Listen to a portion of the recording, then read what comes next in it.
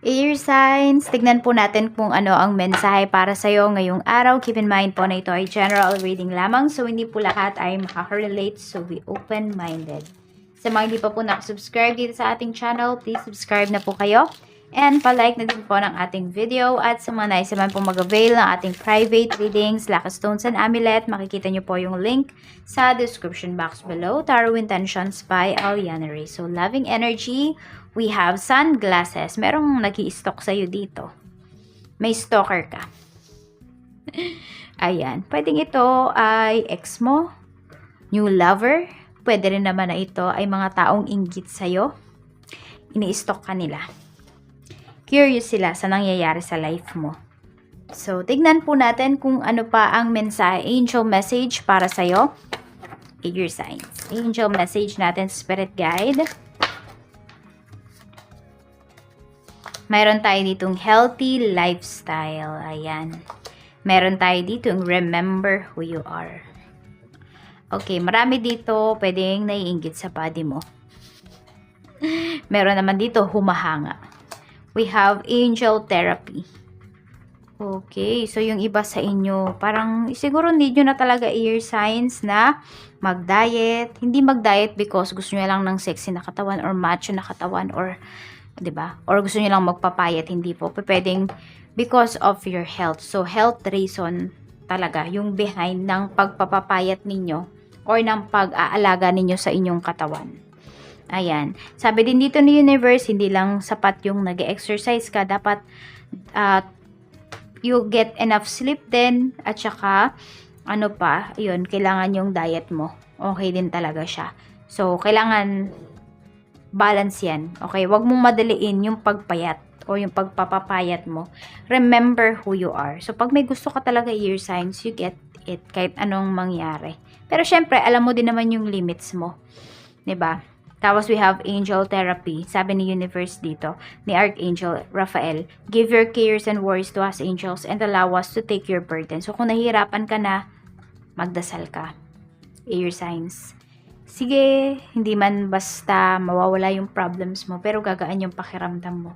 Makiklear yung mind mo, at parang mafe-feel mo na there is assurance na matatapos din yung mga problema mo. So, tignan natin kung ano pa yung mensahe para sa'yo.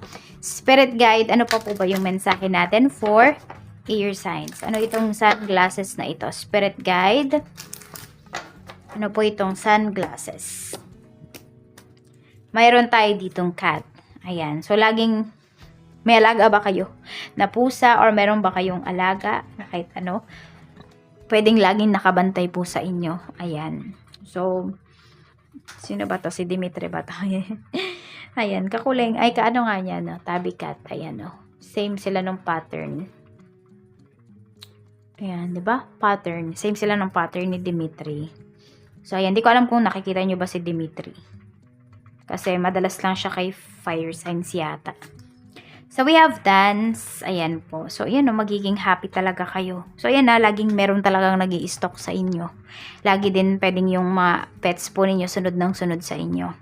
So, parang meron silang separation anxiety pag di kayo nakikita, na-stress talaga sila. Tapos, yan o, meron po kayong isi-celebrate dito. Isi-celebrate ninyo yung mga achievements ninyo because nagkaroon kayo ng disiplina pagdating sa inyong diet, sa inyong katawan, sa inyong health. We have purse, wallet. Ayan, nahihirapan ba kayo pagdating sa pera?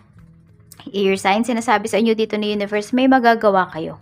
Nalagpasan mo na yung mga problema mo before. Air signs, pagdating sa money, malalagpasan mo ulit yan ngayon. So, you are very loved. Sabi nga sa inyo dito ni Archangel Michael, you are a loving, powerful, creative child of God. So, madami kang magagawa. And also, hindi lang madami kang magagawa para yumaman. Madami kang magagawa para tumulong air signs. Yun yung sinasabi sa'yo dito ni universe. We have departed loved ones. Okay, yung iba sa inyo, pwedeng namimiss nyo pa rin. Or ngayon, mas tumitindi yung nararamdaman ninyo na longing for someone you love, na pwedeng nasa heaven na. Kasi, yun nga, mag-uundas, hindi ba? So, ayan po, pwedeng mas nararamdaman nyo yung absence nila sa life mo.